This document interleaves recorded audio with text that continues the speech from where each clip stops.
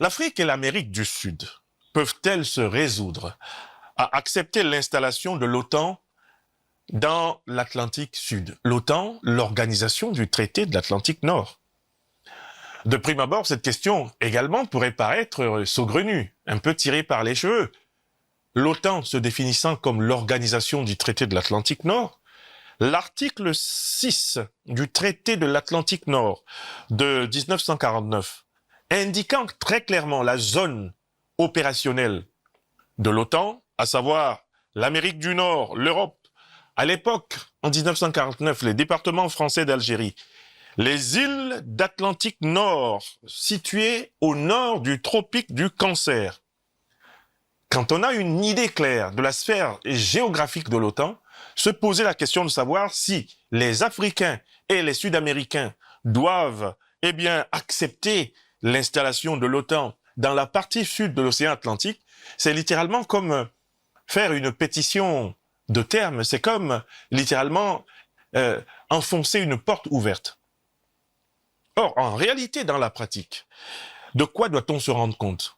La plus grande puissance militaire de l'OTAN, celle même qui commande et dicte les orientations principales de l'OTAN, à savoir les États-Unis d'Amérique, s'est progressivement doté de plus de 830 bases militaires dans le monde. Et ces 830 bases militaires dans le monde ne se sont pas contentées de s'installer dans la zone de prédilection de l'organisation du traité de l'Atlantique Nord, à savoir la zone que nous avons précisée, l'Amérique du Nord, l'Europe, toutes les îles de l'Atlantique Nord au nord du tropique du Cancer. Si vous regardez une carte, cela se trouve vraiment exactement au nord de l'Atlantique, au nord du tropique du Cancer. Mais il y a autre chose qu'il faut observer.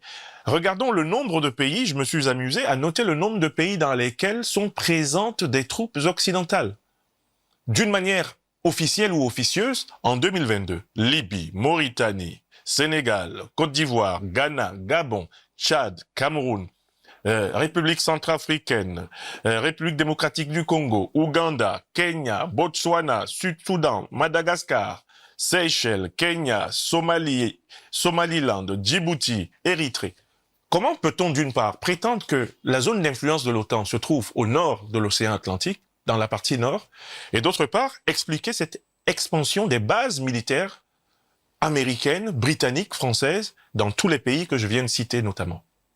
Il y a une contradiction, puisque alors que l'OTAN devait rester au nord, on voit bien que l'OTAN est en train de s'étendre non seulement vers l'Est, ce qui est à l'origine de la guerre, russo-ukrainienne, mais la Fédération de Russie signale d'ailleurs une intrusion massive de l'OTAN dans le Pacifique, tentant d'encercler littéralement tous les pays du monde et notamment la Chine et la Russie. On peut concrètement constater que l'OTAN n'a eu de cesse depuis 1949 de s'étendre sur toute la Terre et notamment de vouloir contrôler la partie sud de l'océan Atlantique. Il ne faudrait pas oublier la guerre. Qui a eu lieu en 1982, la guerre des Malouines, l'opération de 74 jours, à l'occasion de laquelle le Royaume-Uni s'est attaqué à l'Argentine pour imposer la présence de troupes de l'OTAN dans la partie sud de l'océan Atlantique.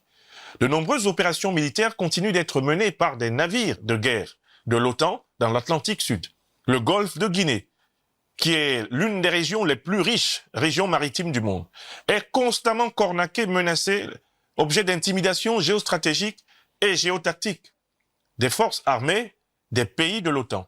On peut donc dire d'une manière incontestable que l'OTAN s'étale vers le sud, même si juridiquement, le sud ne fait pas partie, n'a jamais fait partie, l'Atlantique Sud j'entends, du domaine de prédilection, du domaine de prépondérance de l'OTAN.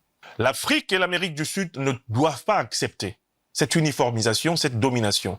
Elles doivent mettre en place un dispositif conjoint, une alliance Atlantique Sud, pour empêcher l'hégémonie de l'Occident sur le grand océan qui unit l'Afrique à l'Amérique latine.